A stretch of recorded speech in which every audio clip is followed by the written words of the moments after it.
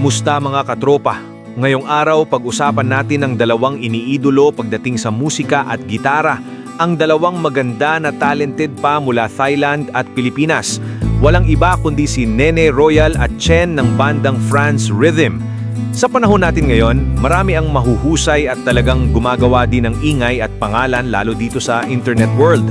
Kung mahilig ka sa kantahan at paggigitara, naku katropa, sinasabi ko sa iyo kung hindi mo pa napapanood ang dalawang ito, sigurado ko pagtatapos ng video na ito, hahanap-hanapin mong pakinggan ang mga musika nila. Umpisahan natin kay Nene Royal na pag naggitara ay talagang tutulo ang laway mo kasi bukod sa kanyang guitar skills ay ang lakas ng presensya niya sa stage.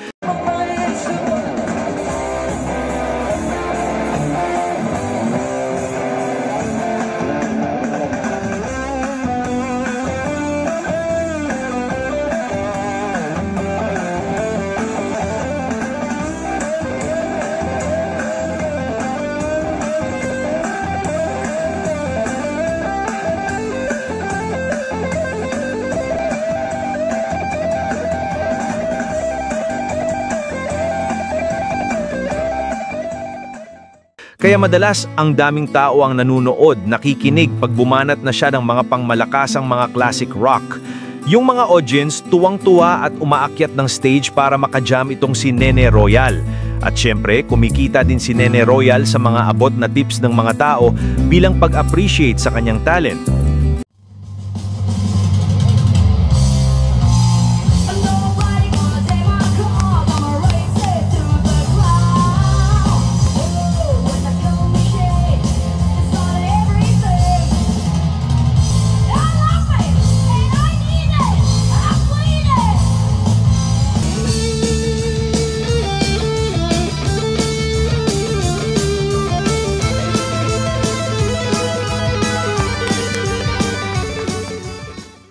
Si Ratikarn Amloy, kilala rin bilang PRAWE o Nene Royal, ay isang Thai musician na mahusay sa gitara at bokal.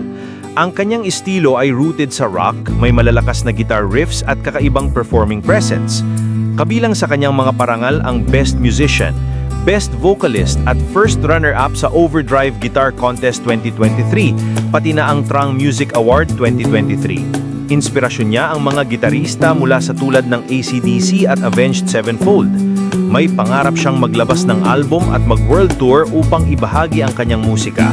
Aktibo siya sa social media, Facebook, Nene Royal Music, YouTube @Nene Royal Music at Instagram @Nene Royal Music.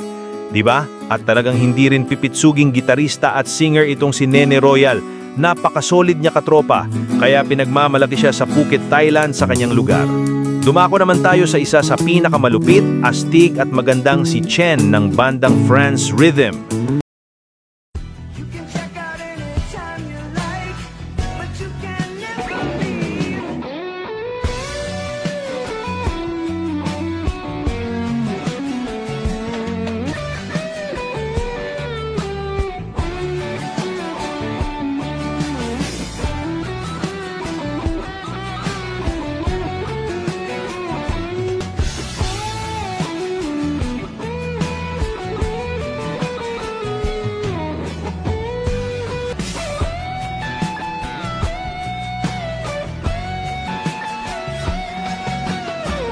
Si Chen ay taga Sevilla, Bohol, kung saan lugar din ng mga malulupit at talented na mga tao. Siya ang panganay na anak nila Franz at Lynn Birad. Ang kanyang kapatid ay sila Dudes at Char na mahusay din sa pagkanta at pagtugtog ng musical instruments. Ayon sa The Music Man, nabuo ang France Rhythm bilang isang father and kids band noong 2019. Marami silang cover song gaya ng When I'm Gone ni Albert Hammond, Sa Diyos Lamang ni Sampaguita, Chiquitita ng ABA, Always Remember Us This Way ni Lady Gaga at marami pang iba. Meron din silang original song, isa doon yung Bulong ng Panahon kung saan si Chen ang umawit sa acoustic version at si Tatay Franz naman sa studio version habang si Chen ang gumawa ng adlib sa gitara doon. Bukod sa husay niya sa gitara, talagang ang sarap pakinggan pag narinig mong umawit si Chen.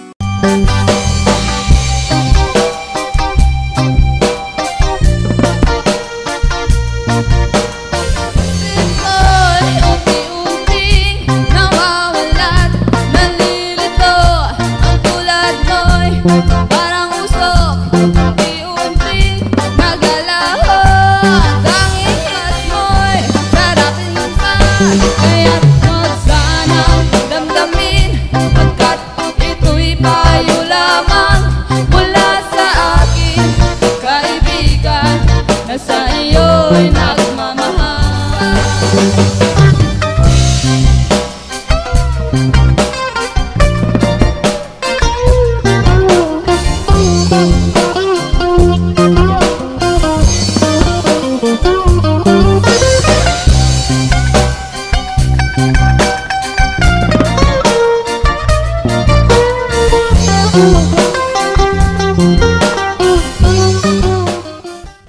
Yung tinig niya ay pwede sa mga OPM, rock at iba pang classics na awiting Pinoy. Pero minsan umaawit din siya ng mga Ingles na awitin gaya ng kapatid niyang si Char. O ano sa tingin mo katropa, mahusay ba si Chen at Nene Royal? Kanino ka mas nagagalingan sa kanila at sino sa kanila ang mas trip mong pakinggan?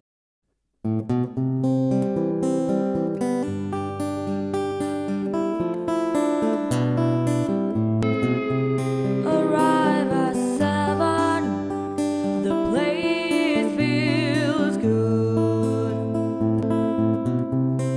Back to the hotel again. Always somewhere is you where I've been. I'll be back to love you again.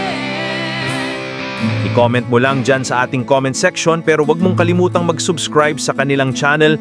Siyempre ganun din sa ating munting channel para ma-update ka sa mga susunod pa nating mga topics. Hanggang sa muli katropa, maraming salamat. Peace out!